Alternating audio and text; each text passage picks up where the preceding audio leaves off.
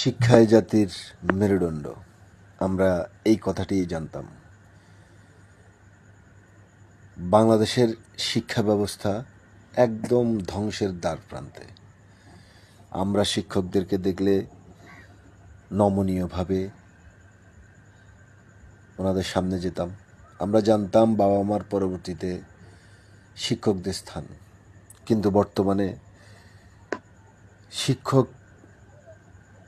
শিক্ষিকাদেরকে ক্লাসে ছাত্ররা অপ্রীতিকর মন্তব্য করেন, বাজে ইঙ্গিত করেন শিক্ষিকাদেরকে, এবং শিক্ষকদেরকে মারধর করেন, ডিম ছুঁড়ে মারেন, নানা ধরনের অপমান করেন, যাতে করে শিক্ষকরা স্ট্রোক করে মারাও যায়। কিন্তু যদি কোনো শিক্ষক অন্যায় করে তার জন্য আইন আছে। শিক্ষা ব্যবস্থা ধ্বংস যেন না হয়, এটা জাতির মেরুদণ্ড।